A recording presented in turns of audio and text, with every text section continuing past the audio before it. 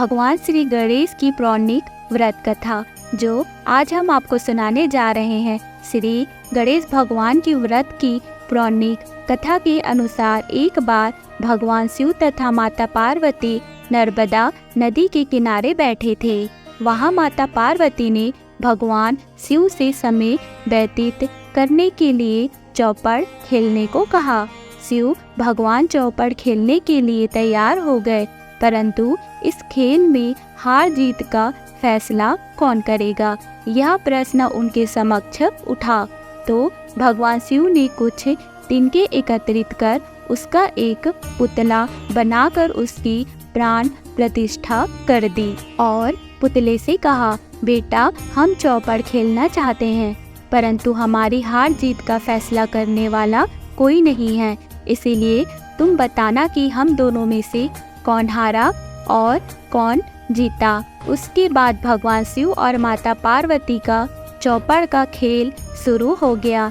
यह खेल 3 बार खेला गया और संयोग से तीनों बार माता पार्वती ही जीत गई। खेल समाप्त होने के बाद बालक से हार जीत का फैसला करने के लिए कहा गया, तो उस बालक ने महादेव को विजयी बताया। यह सुनकर माता पार्वती क्रोधित हो गई और क्रोध में उन्होंने बालक को लंगड़ा होने, कीचड़ में पड़े रहने का श्राप दे दिया। बालक ने माता पार्वती से माफी मांगी और कहा कि मुझसे अज्ञानतावश ऐसा हुआ है, मैंने किसी द्वेष भाव में ऐसा नहीं किया।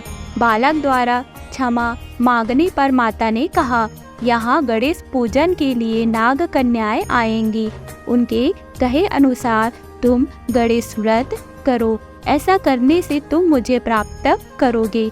यह कहकर माता पार्वती भगवान शिव के साथ कैलाश पर्वत पर चली गई। 1 वर्ष के बाद उस स्थान पर नाग कन्याएं आई। तब नाग कन्याओं से श्री गणेश जी के व्रत की विधि मालूम करने पर उस बालक ने 21 दिन तक लगातार गणेश जी का व्रत किया। उसकी श्रद्धा से गणेश भगवान जी प्रसन्न हुए। उन्होंने बालक को मनोवांछित फल मांगने के लिए कहा। उस पर उस बालक ने कहा, हे विनायक, मुझ में इतनी शक्ति दीजिए कि मैं अपने पैरों से चलकर अपने माता पिता के साथ कैलाश पर्वत पर पहुंच सकूं और वे यह देख प्रसन्न हो। तब बालक को वरदान देकर श्री गणेश अंतर्ध्यान हो गए। इसके बाद वह बालक कैलाश पर्वत पर पहुंच गया और कैलाश पर्वत पर पहुंचने की अपनी कथा उसने भगवान शिव को सुनाई। चौपड़ वाले दिन से माता पार्वती भगवान शिव जी से विमुख हो गई थी, अतः देवी के रुष्ट होने पर भगवान शिव ने भी बालक के बताए गए अनुसार 21 दिनों तक श्री गणेश जी का व्रत किया। इस व्रत के प्रभाव से माता पार्वती के मन से भगवान शिव के लिए जो नाराजगी थी वह समाप्त हो गई। तब यह व्रत विधि भगवान शंकर ने माता पार्वती को बताई। तब यह सुनकर माता पार्वती के मन में भी अपने पुत्र कार्तिकेय से मिलने की इच्छा जागृत हुई। तब माता पार्वती ने भी 21 दिन तक श्री गणेश जी का व्रत किया तथा दुर्वा फूल और लड्डुओं से श्री गणेश जी का पूजा अर्चन किया।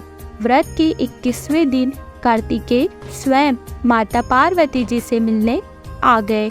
उस दिन से श्री गणेश चतुर्थी का यह व्रत समस्त मनोकामनाओं की पूर्ति करने वाला व्रत माना जाता है।